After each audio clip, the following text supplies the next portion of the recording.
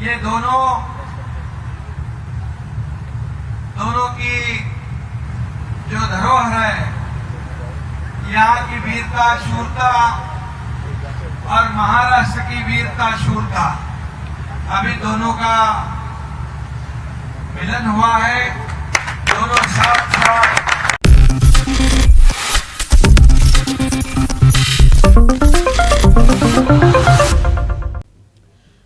नमस्कार, next 9 news देख रही हैं आप और मैं हूं आपके साथ प्रज्ञा सिंह। साल के अंत में होने वाले हैं विधानसभा चुनाव, जिन्हें 2024 में होने वाले लोकसभा चुनाव का सेमीफाइनल भी माना जा रहा है। यानी कि इन 4 राज्यों में जिस पार्टी को जीत हासिल मिलेगी, कहीं ना कहीं 2024 के चुनाव में उसका पलड़ा भारी रहेगा।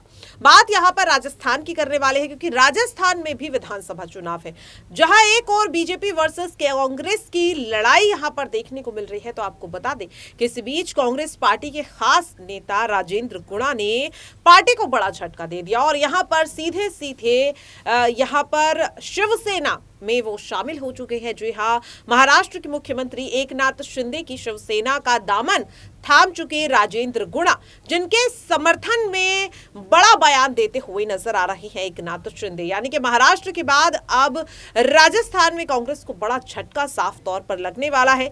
क्या कुछ कहते हुए यहां पर एकनाथ शिंदे नजर आ रही है, आप भी जरा सुनिए।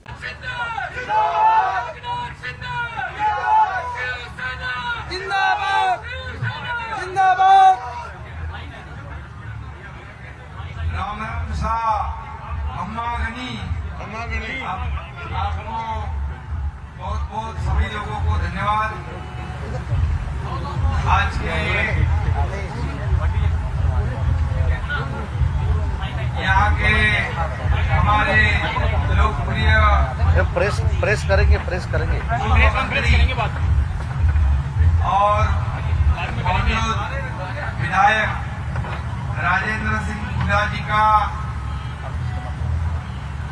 आज शिवसेना में पदार्पण हुआ है। मैं उनका तहे दिल से स्वागत करता हूँ, उनका अभिनंदन करता हूँ। इस अवसर पर उपस्थित हमारे महाराष्ट्र के उद्योग मंत्री उदय सामंत जी,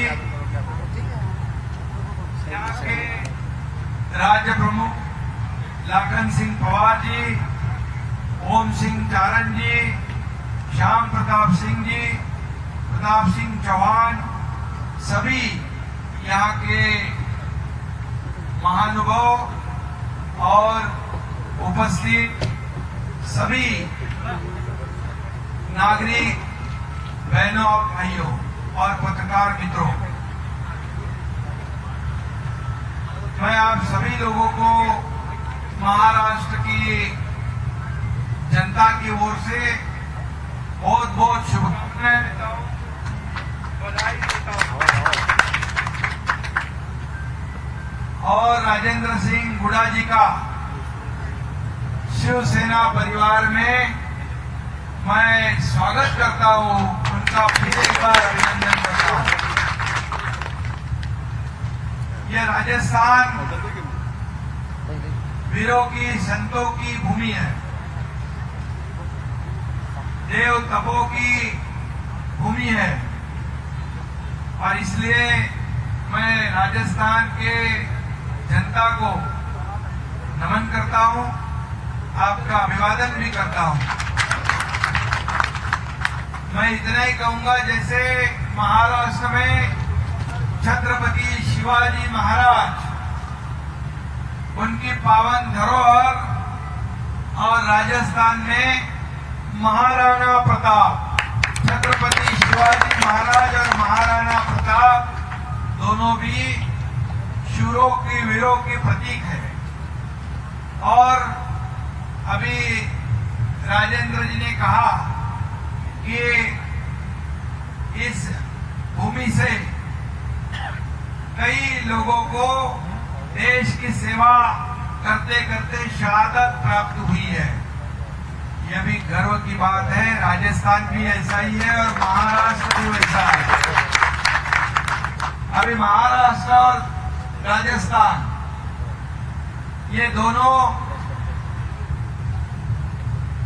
की जो धरोहर है, यहाँ की वीरता शूरता और महाराष्ट्र की वीरता शूरता, अभी दोनों का मिलन हुआ है। दोनों साथ साथ आगे बढ़ेंगे। मैं यह भी कहूंगा कि राजस्थान के लाखों लोग महाराष्ट्र के कई शहरों में अपना अपना कारोबार, व्यापार, नौकरी, धंधा करते हैं और वहां पर जब भी राजेंद्र जी मुंबई में आके मुझे मिलते थे तब यही कहते थे कि हमारे राजस्थान के जितने भी परिवार हैं उनको ध्यान रखो, उनकी सुरक्षा का ध्यान, उनको सहयोग का ध्यान।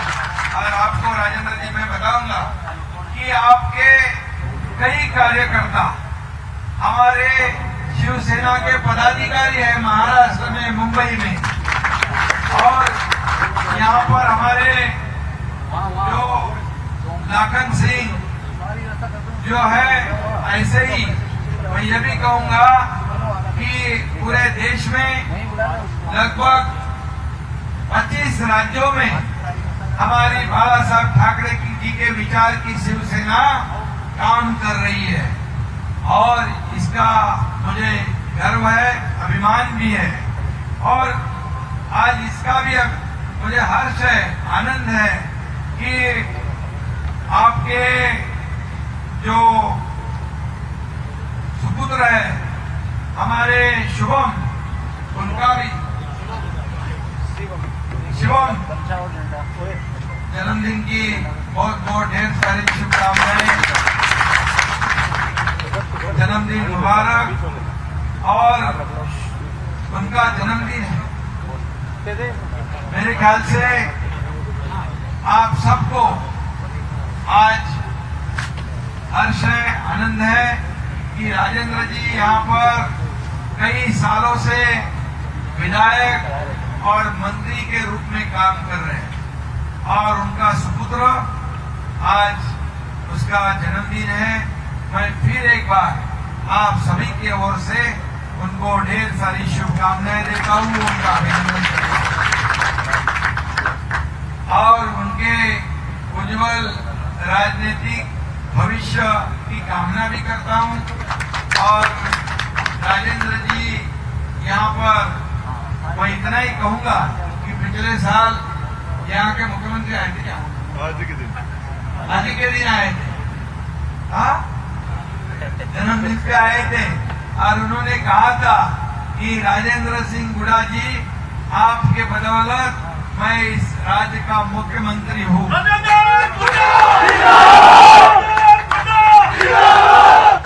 और मुख्यमंत्री के रूप में आपके सहयोग से खड़ा हूँ और वरना मेरी जगह कोई दूसरा होता ऐसा कहा था।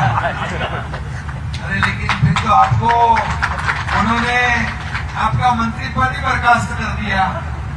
ये बहुत ही, देखिए इसका जवाब तो जनता देगी। और मैं इतना ही कहूंगा, क्या गलती थी? सच्चाई का रास्ता देखना या दिखाना या आईना दिखाना। मैं इतना ही कहूंगा कि आपने कहा था राजस्थान में कानून व्यवस्था बनाए रखने की आवश्यकता है, भ्रष्टाचार को रोकने की आवश्यकता है। इसमें क्या आपकी गलती थी?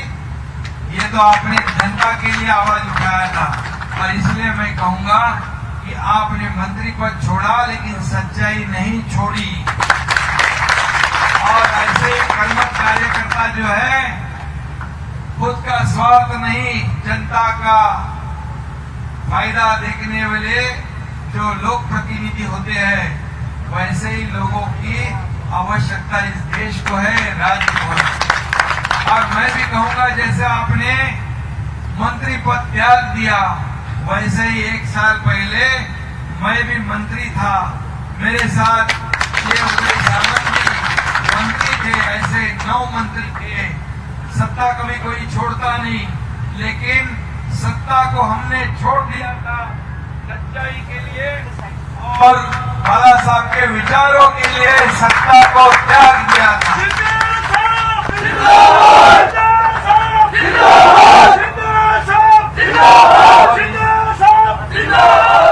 और इसीलिए मैं करता हूँ, आपको बहुत बहुत शुभकामनाएं देता हूँ। और आपने क्या कहा था, महिलाओं को सुरक्षितता चाहिए, इस क्षेत्र का विकास चाहिए, कानून व्यवस्था बनाए रखने की आवश्यकता है। ये तो जनता की आवाज थी। जनता की आवाज को आपने सच्चाई सामने लाने का काम किया।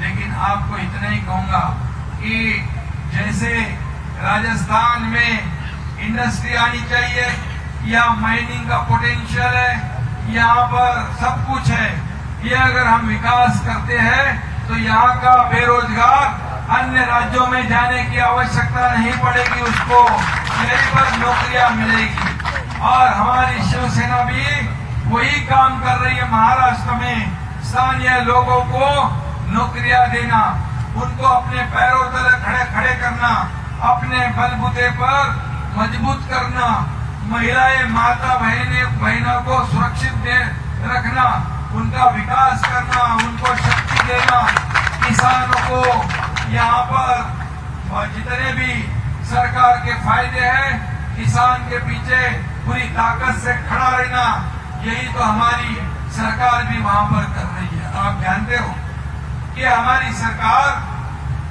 पिछले एक साल में, जो पिछले हमारी सरकार आने से पहले 2.5 साल जिनकी सरकार थी, उसके साथ कांग्रेस भी थी, लेकिन ये कांग्रेस महाविकास आघाड़ी का जो सरकार महाराष्ट्र में था, उन्होंने हमारे राज्य को पीछे 10-15 साल पीछे खदेड़ने का काम कर दिया।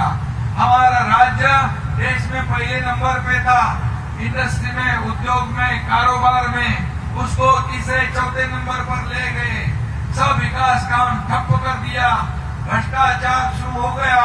लेकिन हमारी सरकार आने के बाद, एनडीए की सरकार, डबल इंजन की सरकार आने के बाद, आपको राजेंद्र जी बताऊंगा मैं कि वहां पर जो हमारा सरकार तीसरे चौथे नंबर पर गया था, 1 साल में फिर हमने 1 नंबर पर उसको लाया। यह हमारे इंडस्ट्री मंत्री है, उद्योग मंत्री है।